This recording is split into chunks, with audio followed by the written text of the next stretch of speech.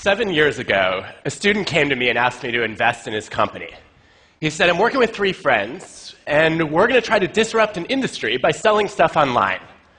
And I said, okay, you guys spent the whole summer on this, right? No, we all took internships, just in case it doesn't work out. All right, but you're going to go in full-time once you graduate. Not exactly. We've all lined up backup jobs. 6 months go by. It's the day before the company launches, and there is still not a functioning website. You guys realize the entire company is a website. That's literally all it is. So I obviously declined to invest. And they ended up naming the company Warby Parker. They sell glasses online. They were recently recognized as the world's most innovative company and valued at over $1 billion. And now, my wife handles our investments. Why was I so wrong? To find out, I've been studying people that I come to call originals. Originals are nonconformists, people who not only have new ideas, but take action to champion them. They're people who stand out and speak up. Originals drive creativity and change in the world. They're the people you want to bet on, and they look nothing like I expected. I want to show you today 3 things I've learned about recognizing originals and becoming a little bit more like them. So, the first reason that I passed on Warby Parker was they were really slow getting off the ground. Now, you are all intimately familiar with the mind of a procrastinator. Well, I have a confession for you. I'm the opposite. I'm a precrastinator. Yes, that's an actual term. You know that panic you feel a few hours before a big deadline when you haven't done anything yet? I just feel that a few months ahead of time. So this started early. When I was a kid, I took Nintendo games very seriously. I would wake up at 5 a.m., start playing, and not stop until I had mastered them. Eventually, it got so out of hand that a local newspaper came and did a story on the dark side of Nintendo, starring me.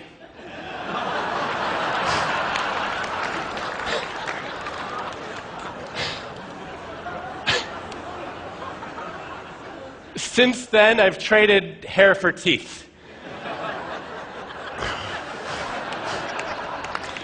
But this served me well in college, because I finished my senior thesis 4 months before the deadline. And I was proud of that. Until a few years ago, I had a student named Jihei who came to me and said, I have my most creative ideas when I'm procrastinating. And I was like, that's cute. Where are the 4 papers you owe me? No, she was one of our most creative students, and as an organizational psychologist, this is the kind of idea that I test. So I challenged her to get some data. She goes into a bunch of companies. She has people to fill out surveys about how often they procrastinate. Then she gets their bosses to rate how creative and innovative they are. And sure enough, the precrastinators like me who rush in and do everything early are rated as less creative than people who procrastinate moderately. So I want to know what happens to the chronic procrastinators. She's like, I don't know, they didn't fill out my survey. No, here are our results. You actually do see that the people who wait till the last minute are so busy goofing off that they don't have any new ideas. And on the flip side, the people who race in are in such a frenzy of anxiety that they don't have original thoughts either. There's a sweet spot where originals seem to live. Why is this? Maybe original people just have bad work habits. Maybe procrastinating does not cause creativity. To find out, we designed some experiments. We asked people to generate new business ideas. And then we get independent raters to evaluate how creative and useful they are. And some of them are asked to do the task right away. Others we randomly assign to procrastinate by dangling Minesweeper in front of them for either 5 or 10 minutes.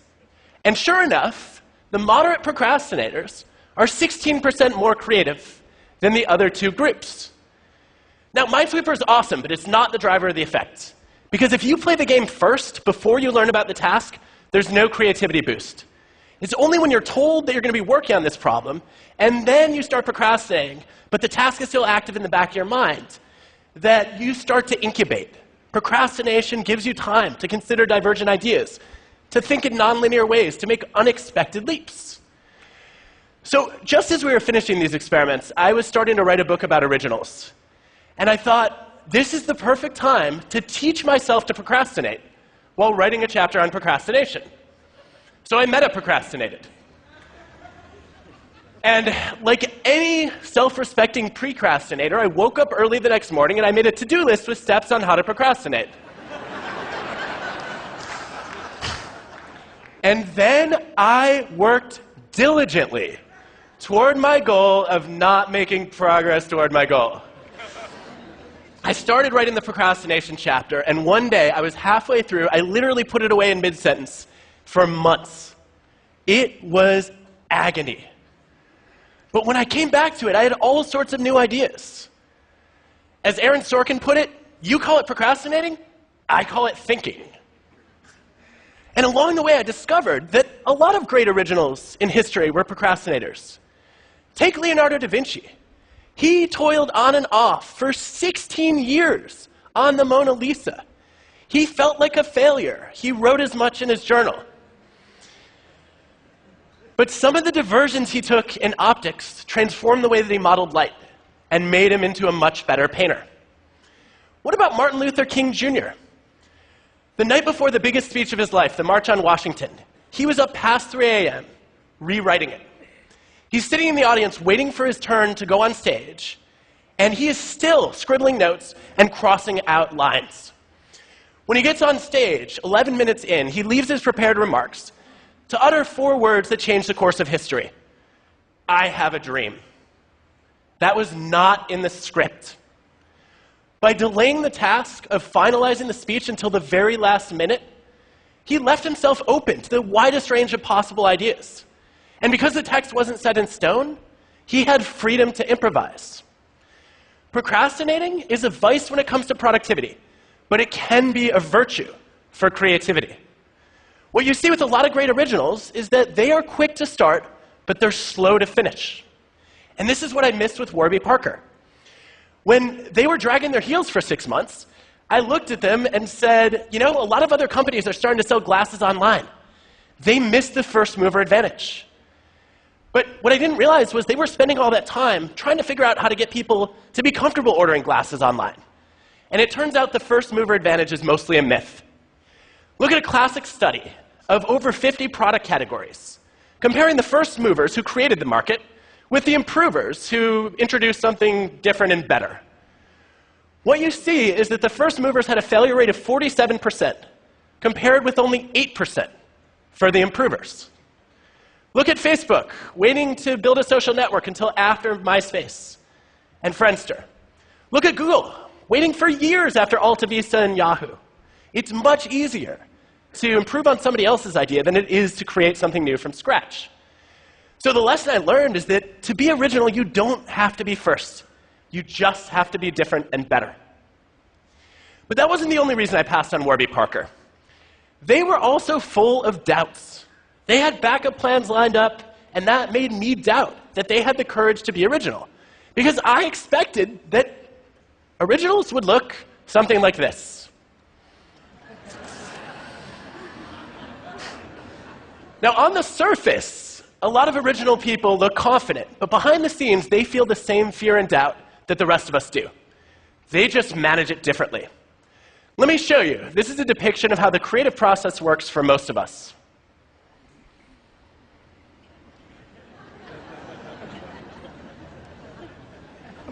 Now, in my research, I discovered there are 2 different kinds of doubt. There's self-doubt and idea doubt. Self-doubt is paralyzing. It leads you to freeze. But idea doubt is energizing. It motivates you to test, to experiment, to refine, just like MLK did.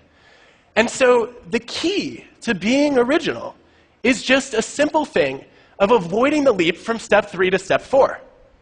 Instead of saying, I'm crap, you say, the first few drafts are always crap, and I'm just not there yet. So how do you get there? Well, there's a clue, it turns out, in the internet browser that you use. We can predict your job performance and your commitment just by knowing what web browser you use.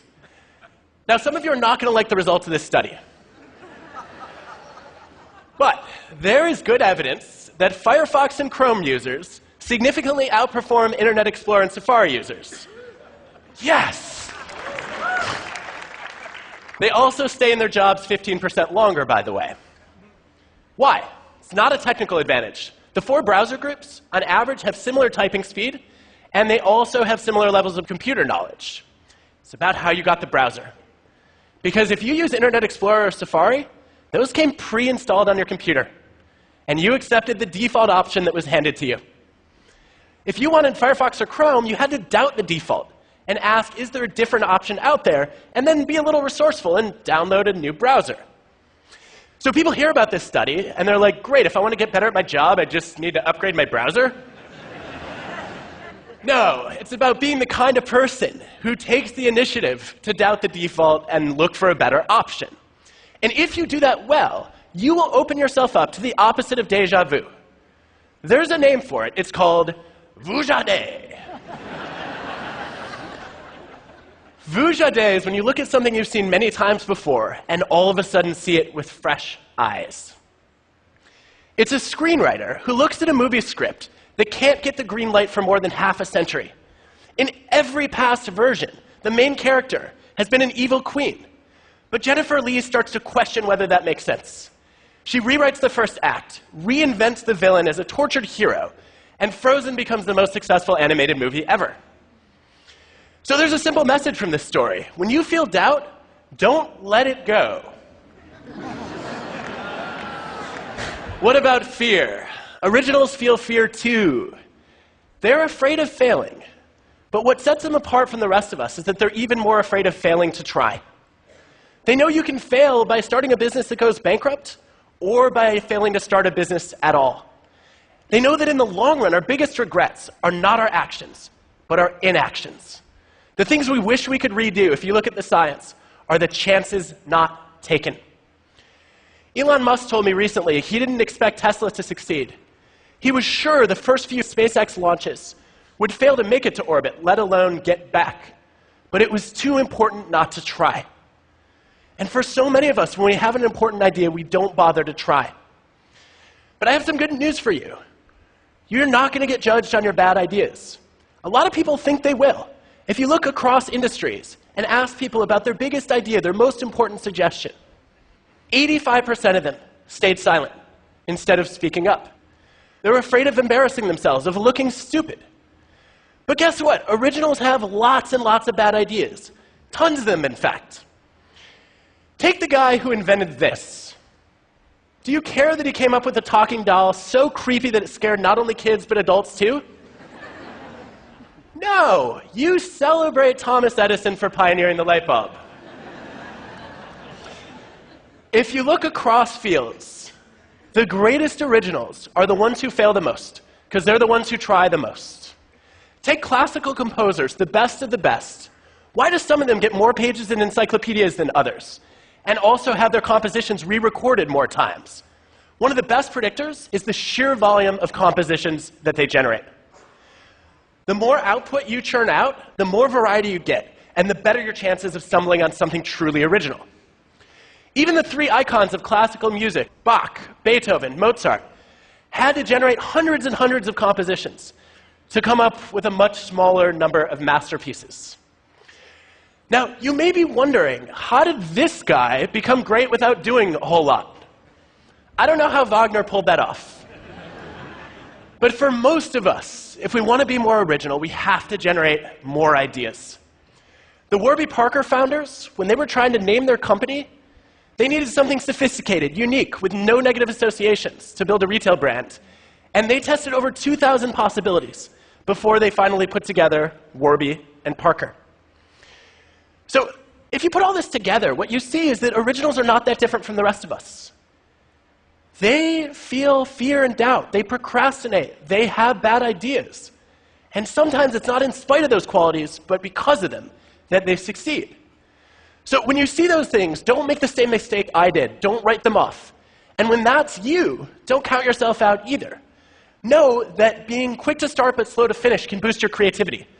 That you can motivate yourself by doubting your ideas and embracing the fear of failing to try.